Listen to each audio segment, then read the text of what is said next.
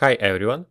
In this video I would like to show you how to make a DIY toner darkener, sometimes called toner aid. Why would you need a toner darkener? A toner darkener can hugely improve your template contrast for processes that use photoresist for image transferring, like printed circuit boards or the sheet manufacturing.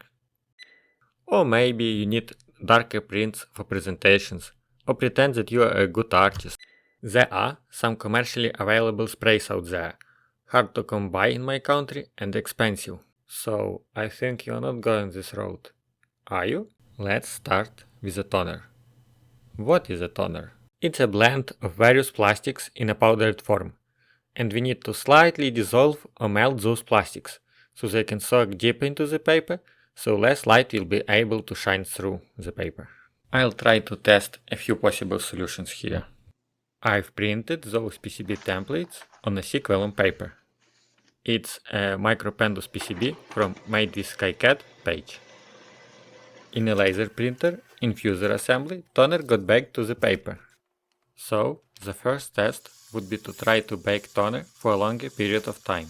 I'll use a heat gun to gently warm up a test piece and try not to burn a paper. It can take some practice, but the result is pretty good.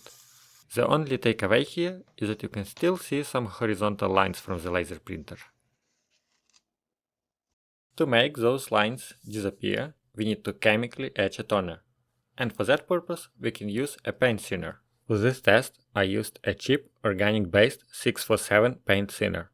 In my country, paint thinners often divided by amount of chemicals in it. 646 paint thinner, for example, has a lot of acetone and toluene, and 647 paint thinner has very little acetone and toluene. I spilled paint thinner on the vellum paper so it could form a small lake on top of the paper, and let it dry for half an hour. Make sure your paper taped down before applying paint thinner. That way the thinner will be evenly distributed and the paper won't bend. The result is very good. Paper got soaked in a paint thinner and toner. This artwork has now a very good contrast, and no light is bleeding through black areas.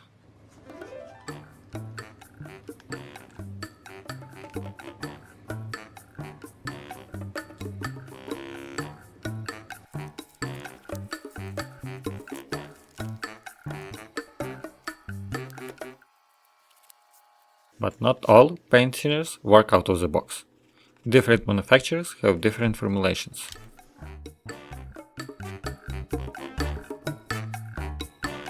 I've tried to test similar formulations from different manufacturers, but this test failed. These particular paint thinners have more acetone in them and therefore they are more aggressive. They dissolve too much, but we can dilute them with ethyl or isopropyl alcohol.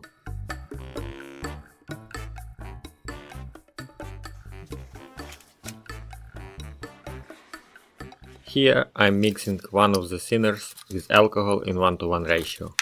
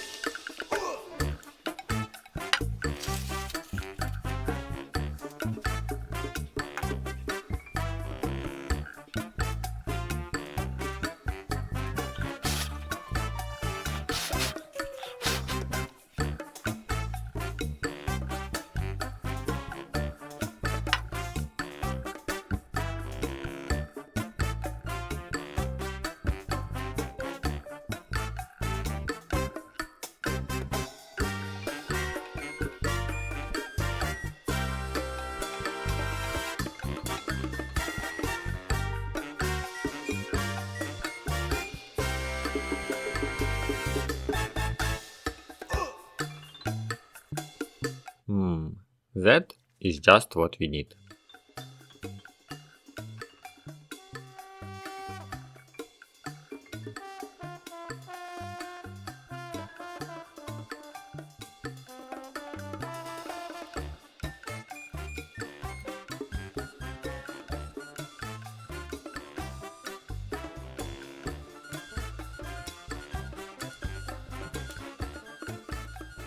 I have also tried petrol-based thinners, like White Spirit, but it did absolutely nothing to the toner.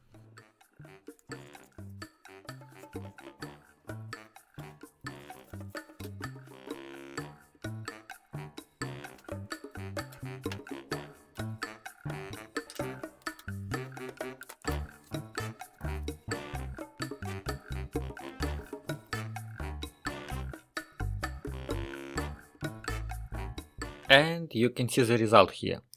The template without any treatment and the template that was treated with White Spirit look pretty much the same. The template soaked in a mild organic paint thinner looks the best here, it's a winner.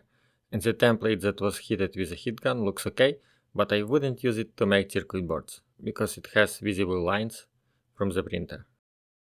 And let's compare diluted paint thinner that had higher acetone concentration and the thinner that has worked out of the box.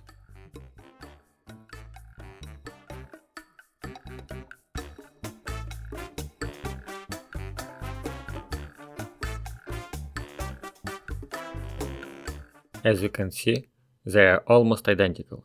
You can see a spot on the side, but I think it's from my oily fingers. It would be smarter to work in gloves.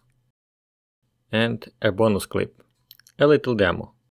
On the left is the paper straight out of a printer, and on the right, paper treated with our DIY toner darkener.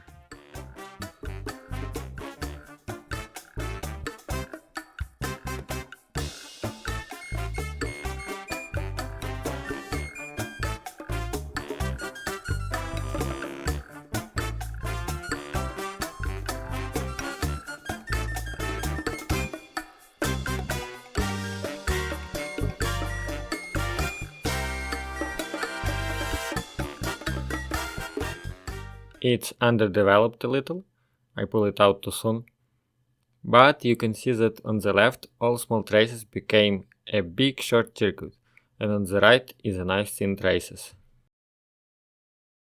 Well, that's about it. Hope it helps, and as always, thanks for watching.